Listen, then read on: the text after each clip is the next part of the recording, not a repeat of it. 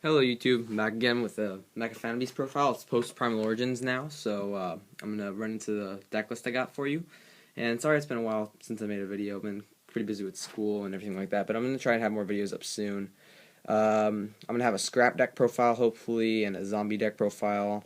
Those are pretty much done, so yeah, and maybe in the near future Mermails. I'm trying to build that, so we'll see about that later on. And I will have a 24 pack opening of Cosmo Blazer pretty soon too, so I look forward to all that. But for now, this is the Mecha Phantom Beast build. Again, sorry I haven't posted a video in a while. And I will update Sylvan's too once I get all the stuff in for that. Still haven't gotten everything in for that from the Primal Origin, but I'm working on it. So anyway, let's get into the build. For the main deck, I use 3 Mecha Phantom Beast Mega Raptor. He's your main searcher.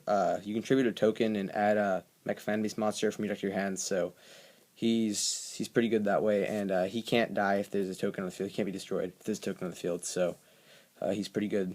Like, all the Mecha Phantom Beasts have that effect, so they're pretty hard to get around sometimes. So 3 of him. Then the 3 of the new guy, 3 Oleon. He's a tuner, so he can make all sorts of weird, crazy synchro plays, and if he's in the graveyard, you can banish him and normal summon an additional time, like another Mecha Phantom Beast monster. So it's basically like Fire Formation Tensu in that regard. And he's also good for spamming out other tokens, because when he's sent to the graveyard, he brings out another token. So yeah, 3 him's really good. Then we play 3 Mecha Phantom Beast Hamstrat. He's basically your main guy you want to have first turn. You set him, and you flip him. When he's flipped face up, you get 2 tokens, and if you contribute a token, bring back a Mecha Phantom Beast from the graveyard, so he's really good. Then 3 Tetherwolf.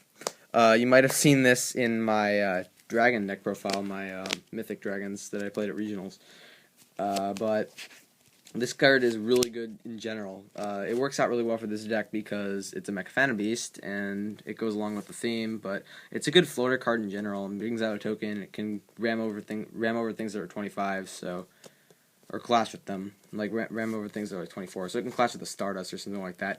But yeah, 3 of him. I explained him in one of my other videos in my dragon deck profile. So yeah, but he's really, really good. And then I play 2 Mecha Phantom Beast Harleyard.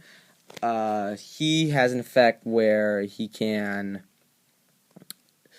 basically, when a token is tributed, then he gets another token, and then you contribute a token. It's supposed to summon another Mecha Phantom Beast from your hand, so he's good at swarming. Like, if you search stuff with Mega Raptor, you can just special them out with him, and you tribute your Mega Raptor effect, you get another token with him, so, I mean, it's pretty nice sometimes. And like Mega Raptor has another effect when a token's special summon, then he gets special summons another one. So it's constant token spam with the Harleyards, and just swarming plays basically with these. And then I play 1 Colt Wing because I don't really want it to clog. It's good for the scramble plays, and it's good for like Call of the Haunted and things like that. So it's in there just as an option, and it can be an out to things sometimes. So Colt Wing, the 1 Colt Wing is pretty good. It's really kind of bad to draw, but it's still a good card to have in the deck. And that rounds off the monsters. I think it's like 15 or so. Not too many. Off the spells, I play 3 Pot of Dualities for consistency. And most of the time your first turn play is going to be either summon Mega Raptor, set Scapegoat, or set Back Rows, or just set a Hamstrat. So you're going to want to have this turn 1. Or this is just good if you just want to play passive for a turn or whatever. But the deck can make explosive plays, so you just got to be smart about when to use these, but they're really helpful with consistency. Then I play 2 Scapegoat. I feel like 3 kind of clogs sometimes, so 2 is the perfect number for me. 2 has been testing out really nicely, so I like the double in there. Then I play 2 Scramble. It's kind of a fun card. It's really hilarious to get off sometimes, and it can really help with the swarm plays, so it can be dead sometimes, but it's a cool card to get off when you can, so 2 Scrambles. Then I play 1 Creature Swap for when you can Creature Swap a token. It can really make your opponent mad, so I like doing that. Creature Swapping tokens, so Creature Swap is good. Then I play Dark Hole. I play Dark Hole in here because you can Dark Hole and only lose your tokens, and your opponent loses their whole board, so that's why I like this in here. And then Triple Space Typhoon for things like Tenki, Abysphere, and other random back rows, so yeah. Trap cards, then we play 2 Aerial Recharge. This spawns out a Mecha Phantom Beast token once per turn. It works really nicely with Mega Raptor, and you can if your opponent attacks one of your Mecha Phantom Beasts without any tokens, you can just slip this special token and that Mecha Phantom Beast won't die. So, yeah, these aerial recharges are really come in handy sometimes for level manipulation and other things. So all the Mecha Phantom Beasts gain levels too, equal to the number of tokens on the field sometimes. So, yeah, aerial recharge puts in work. Then I play 2 Call of the Haunted. I like this over Soul Charge because I don't want to pay life points. And I want my battle phase, and this can really help me win games in battle phase, just so you call something back during battle phase and attack with it. So, yeah, Call puts in work. So, Call's really good at getting back Cult Wing and, like, the Tuner and stuff like that. So, yeah, double Call. Then just from our basic traps, play 2 Fiendish Chain, 2 Deep Prison, Warning, Bottomless, Compulse, Torrential, and 1 Mirror Force.